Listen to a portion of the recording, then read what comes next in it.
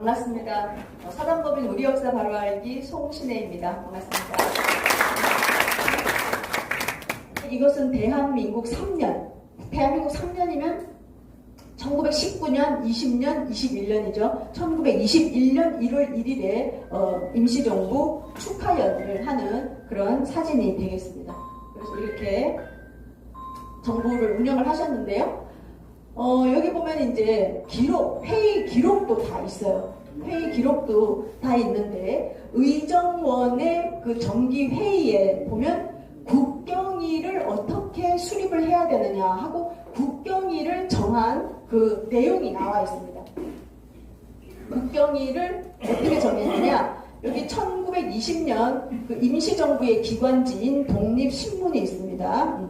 독립신문에 보면 여기에 여기 보면 이제 정무위원 윤재무 차장이 국경일은 꼭 정할 필요가 있다. 확정을 해야 된다. 정부는 3월 1일과 10월 3일을 국경일로 정하려 한다라고 되어 있습니다. 그러면서 그 중에서 3일절에 대해서는 이야기 안 해요. 3월 1일에 대해서는 얘기 안 하는데 그중 10월 3일 건국기원절에 대하여는 이렇게 되어 있어요. 그래서 이때 그 임시정부에서는 10월 3일을 건국절로 삼았다라는 것이 또 새롭게 주장을 건국절 논란을 1948년 8월 15일로 하자라고 주장하는 사람, 1919년 3월 1일로 하자라고 하는 사람, 기원전 2333년 10월 3일로 하자라고 하는 그 이야기가 여기에서 나옵니다. 그래서 처음에 너무 기원전 2300 너무 멀잖아 이렇게 얘기할 수 있어요. 그런데 지금 보면 중국 같은 경우는 요순 시대 뭐 이런 얘기 많이 하잖아요. 요순 임금 시대 때 요순 시대가 제일 평화롭고 그 완전 신화적인 얘기인데 지금 어떻게 하고 있습니까? 중국 같은 경우는 역사로 다 편입시켰어요. 그래가지고 요 나라 요순 시대가 어느 시대인지 뭐 유물에 의해서 어떻게 됐다 이래가지고 다, 그리고 하상주 단대공전이라고 그래서 하나라 상나라 주나라도 거의 상상 속의 나라다 이렇게 생각했는데 그게 연도를 다 정하고 그때 역사가 어땠고 누구 왕이 있었고 이거 다 지금 만들고 있어요. 그런 시대이기 때문에 우리가 이것도 다시 진지하게 논의해볼 필요가 있다라고 합니다. 그런데 임시 의원 중에 김인전이라고 하는 분은 뭐라고 얘기했냐면 헌법 발표를 했던 4월 11일도 국경일로 정하자라고 주장을 하셨어요. 그 회의록이 다 나와 있어요. 회의록이 나와 있는데 많은 논의를 거쳐가지고 헌법 발표일이 이미 기념일로 지정되어 있어서 국경일로 승격할 필요가 없다라고 결론이 내려졌습니다. 그런데 여기 보시면 대한민국 임시정부에 항무부가 또 있어요. 재정부도 있고 항무부도 있고 국방부도 있고 다 있어. 외교부도 있고. 근데 항무부에서 발행을 해마다 대한민국 역서를 냅니다. 달력이죠. 역서를 내는데 여기 보시면 여기는 기준을 몰라서 안 해. 대한민국 4년이에요. 대한민국 4년이니까 1922년이 되겠죠. 거기에 역서가 나와 있는데 개국 기원 4255년 이렇게 딱 나와 있고요. 국경일 나와 있죠. 국경일을 3개를 써놨어요. 독립선언일 3월 1일, 헌법 발표일 4월 11일, 개천절 해서 10월 3일 이렇게 해가지고 쭉 나와 있습니다. 그래서 이러한 자료들을 통해서 그때의 국경일을 무엇으로 삼았는지를 우리가 이제 확인을 할 수가 있는데요. 그래서 임시정부에서는 국경일을 2개를 이야기하는데 첫 번째 독립선언일, 두 번째 건국기원절. 그러니까 지금 아까 제일 처음에 한국논단에서 이야기했고 이영훈 그 경제학과 교수가 이야기했고 지금 소위 뉴라이트가 이야기하고 있는 우리도 독립기념일을 가지자. 우리도 건국기원일을 우리도 미국처럼 7월 4일 우리도 그런 거 가지자라고 이야기하는데 이미 임시정부에서 다 이야기해놨다. 뭐라고? 독립선언일은 1919년 3월 1일 대한민족이 나라의 독립을 선언한 날이다. 두 번째, 건국기원절, 기원전 2333년 음력 10월 3일 대한민족이 시조인 단군이 나라를 처음 건국한 날이다 라고 이미 이야기를 해놨다는 것입니다. 그래서 그 논문에, 조덕천의 논문에 보면 임시정부에서 22, 23, 24, 26 해가지고 명칭을 독립선언일 다 3월 1일이고요. 건국기원절 해서 개천절, 건국기원절이라고 해서 음력으로 센 날도 있고 양력으로 센 날도 이렇게 나와 있습니다. 그리고 1924년에 동아일보에서 제목이 상해의 건국기원절이라는 제목이 있어요. 음력으로 10월 초 3일은 우리 역사에 단군이 이 세상에 내려왔고 지금으로부터 4257년 전 이날에 처음으로 단군이 임군이 되어 배달조선이라는 나라를 건설한 날이라 한다.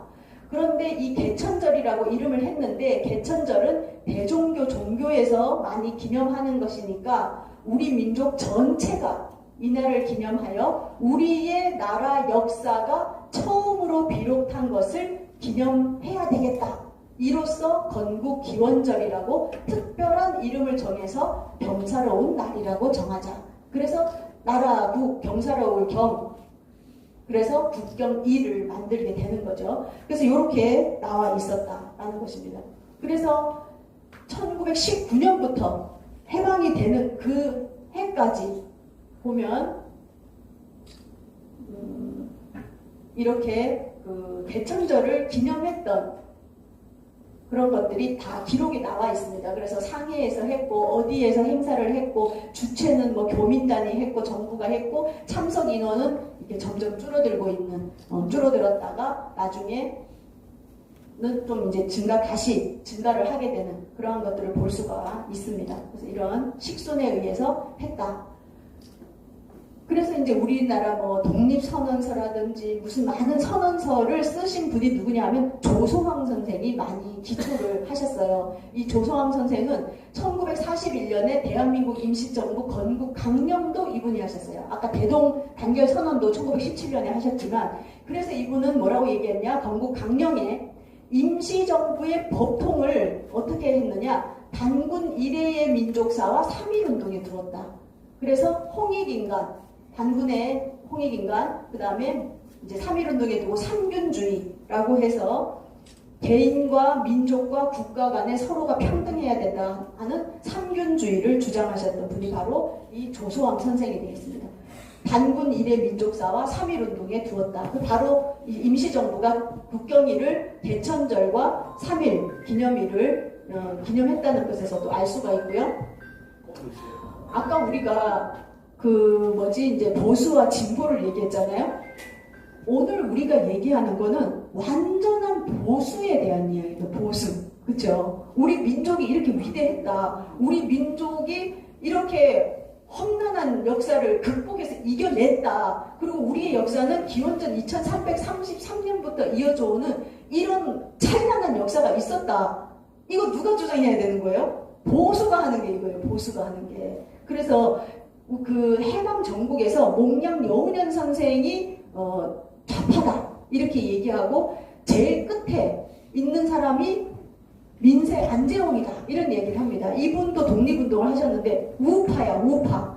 진짜 우파. 지금 뉴라이트는 우파가 아니죠. 우파가 아니에요. 보면 민족사학자입니다. 이분은 다사리 철학을 주장을 하셨는데 다 살아야 된다. 이걸 다사리. 그래서 홍익이라고 하는 말을 이제 다사리 철학으로 이야기하면서 같이 나누어 먹는 평등을 주장하셨던 분이고요. 조선상고사 신채용 선생의 조선상고사를 너무 좋아해서 조선상고사 거울 감자를 써서 감이라고 하는 책도 쓰셨고 이거는 이제 서대문 형무소에 수용되셨던 사진이고요. 요거는 어디냐면 강화도 만이산의 참성단 거기 꼭대기에 올라가셔서 단주 유림 선생 우리나라의 아나키스트라 알려져 있는 분이고요. 이분이 조소왕, 이분이 민세 안재홍 선생이에요. 이 두 분이 보수입니다. 보수.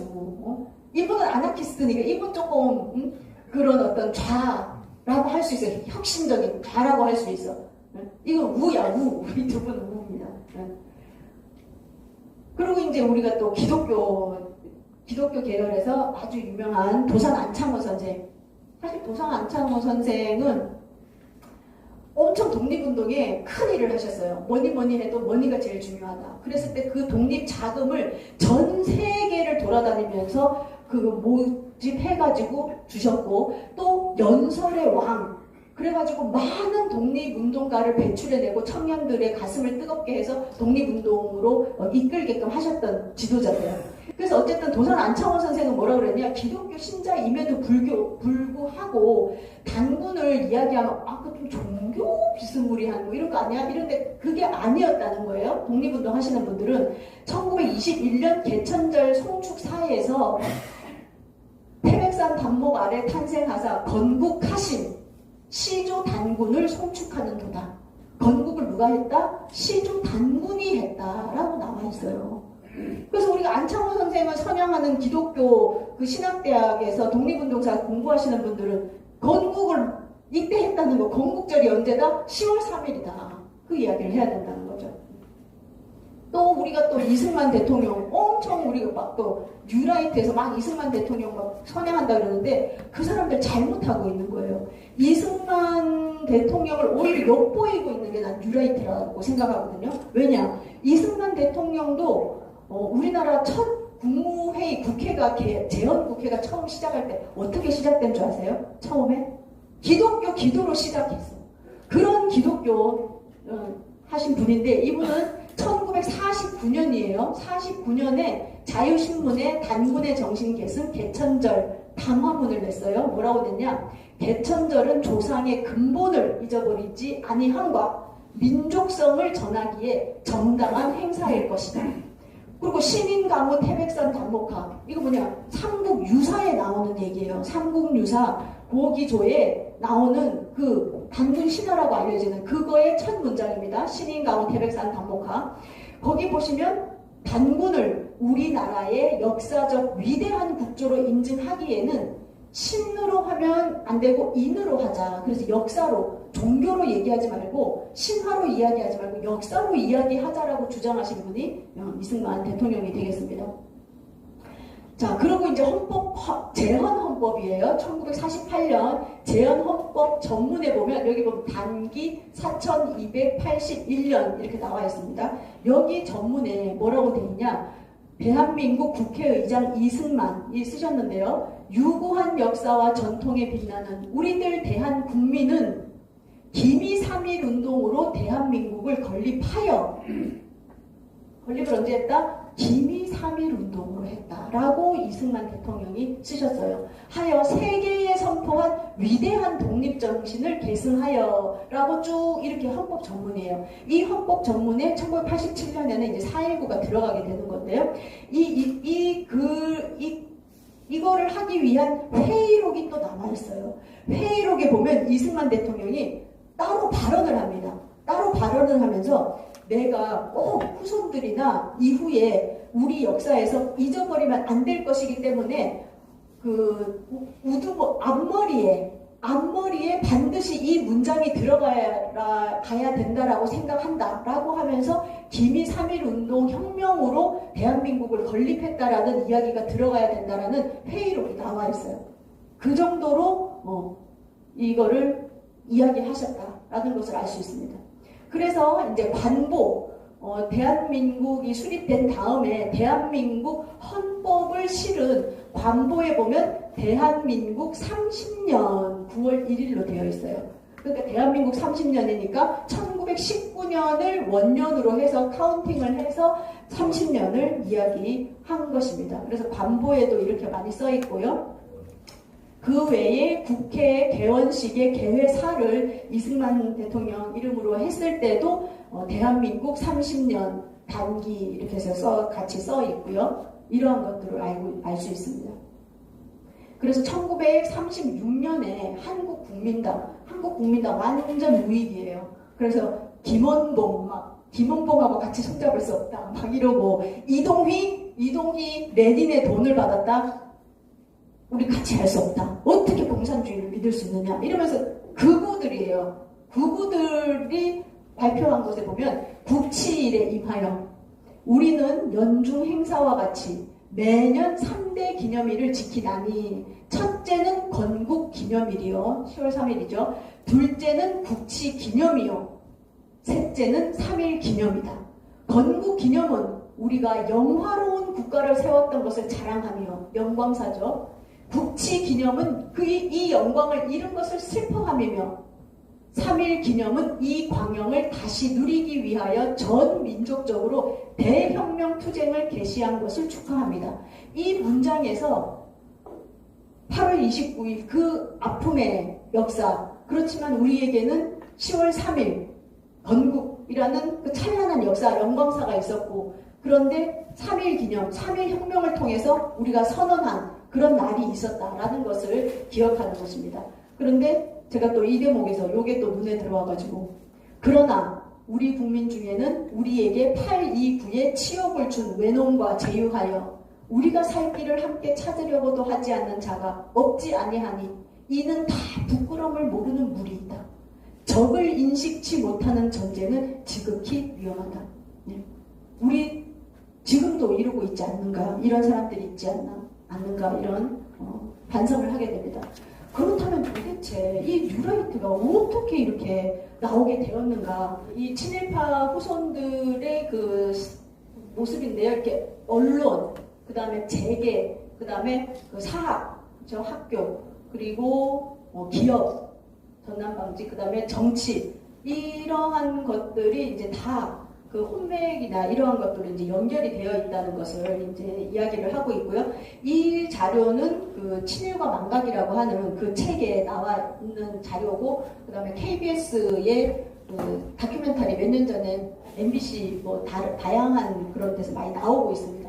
근데 여기 보시면 그 친일파 1006명의 후손인 1177명을 조사를 했어요. 이 언론기관에서 조사를 이제 하면서 비율이 기업인이 가장 많았다. 그래서 32%, 그 다음이 교수, 그리고 그 다음에 의사, 그 다음에 공직, 언론, 정치, 법조계, 그리고 이렇게 많은 재산을 가지고 있는 사람들로 밝혀졌다. 이 친일 책에서는 친일 청산의 골든타임이라고가 있다. 골든타임을 우리가 놓치지 않았나라고 하는 반성을 하고 있습니다. 그래서 1947년에는 해방이 되자마자 부일 협력자, 민족 반역자, 간상배 등에 대한 특례법 조례안이 통과가 됐습니다. 이거를 통과를 시키려고 했는데 나중에 미 군정에서는 인준을 거부하게 돼요. 거부하는 이유로는 총독부에서 활동했던 관료라든지 일제의 경찰, 이러한 그 35년간의 그 업무를 처리해놓은 사람이 필요하다라고 해가지고 남한 통치의 편의를 위해서 이 사람들을 써야 된다라고 이제 하게 되는 겁니다.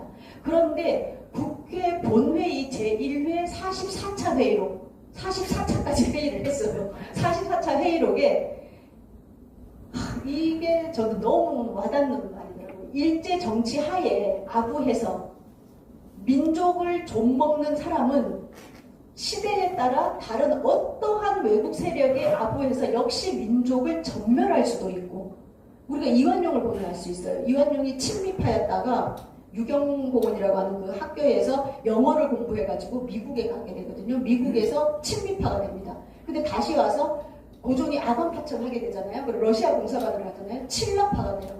근데 나중에 보니까 일본이 이게 또 이겨가지고 되잖아요. 다시 친일파가 되거든요.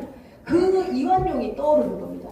이렇게 어떠한 외국 세력에 아부해서 역시 민족을 전멸할 수도 있고, 새로 수립될 정부에 침입해서 자기네들의 세력권을 형성해서 꼼짝할 수 없는 세력을 구성할 가능성이 있다. 그 파워에 따라서 이렇게 저렇게 옮기게 되는 거죠.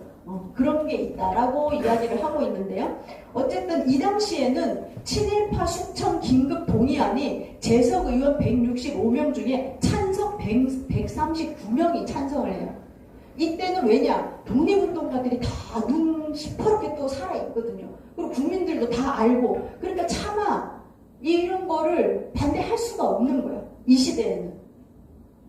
그랬는데 이후에 이승만 정부의 저항과 방해가 있습니다. 그래서 친일 청산을 주장하는 자는 빨갱이라는 삐라가 살포가 되면서 내무부에서 주관하는 반공 국민대회가 일어나게 되고요. 반민특위, 반민족행위 특별위원회에 예산도 삭감하고 암살도 하고, 이때 주도했던 사람은 노덕술이라고 일제 고문귀라고 하는 독립운동가들의 혀를 진짜 뽑았던, 혀를 뽑고 그 피를 이렇게 피가 빠지는, 자신의 피를 빼면서 피가 빠지는 걸 보면서 죽어가게 했던 그런 엄청난 그걸 했던 노덕술이 주모를 했고요. 국회 프라치 사건이나 이런 걸 해가지고 결국에는 49년 6월 6일, 우리가 현충일로만 기록하고 있지만 반민특위 사무실을 경찰이, 공권력이 습격을 하게 되고, 결국 20일 후에 김구 선생님이 우리나라 사람에게, 군인에게, 안두희라는 군인에게 암살을 당하게 되는 그러한 혼란한 그런 역사가 이어지게 되는 겁니다. 그래서 결국에는 이러한 것들을 봐서 외세에 기댄 기회주의 기득권 세력이 재구축되고 있지 않는가. 그리고 극우 반공 체제를 공고화하고 있고, 불의가 정의를 대체하는 배반의 역사가 이때 반민특위가 해체되면서 그러한 역사가, 아픈 역사가 시작되었다라고 이야기를 하고 있습니다. 그래서 저는 요번에 이러한 그 광복절을 맞이하면서 다른 어떤 광복절이었다면 우리 정말 기쁜 날, 국경일, 5대 국경일이거든요. 국경일 5개 있다고 말해봐라. 그럼 몰라. 애들도 몰라. 근데 초등학교 교과서에 나와요. 3.1절, 제헌절, 광복절, 개천절, 한글날. 이렇게 5개의 국경일이 있는데 이 중에서 가장 기쁜 날이 광복절입니다. 그래서 이렇게 기뻐해야 할 광복절에 이러한 많은 역사적인 그런 논란들이 있는 이러한 지금 현실이 정말 안타깝지만, 항상 역사는, 편안한 역사는 없었던 것 같아요. 지금 보면 막 다 전쟁 나고 이렇게 어려운 그런 역사지만, 과연 그러면 지금의 이 혼란을 어떻게 극복하느냐, 어떻게 교훈을 삼고, 우리는 이것을 통해서 부작용도 물론 많겠지만 이것을 어떻게 드러난 이러한 역사 논쟁들에 대해서 더 많이 공부하고 많은 사람들에게 알리고 역사를 알아보는, 만약에 이런 논란이 없었다면 제가 이런 강의를 안 했겠죠. 그렇죠? 그런 것을 또 계기로 삼아가지고 좀 더 역사에 대해서 알고 우리의 미래를 더 고민해보는, 그리고 아까 우리 앞에 인사하셨던 그런 시의원님이나 시장님이나 정말 논란이 많지만 우리가 이러한 고민 속에서 과연 우리는 어떤 교훈을 얻어야 되는가, 특히 이런 혼란 속에서 우리가 놓치고 있는 것은 또 무엇인가, 전 세계가 나아가는 데 있어서 우리 주변 국가의 관계라든지 우리는 어떤 일을 해야 되는지를 생각해보는 그러한 시간이 되셨으면 감사하겠습니다. 이상으로 강의를 마치도록 하겠습니다.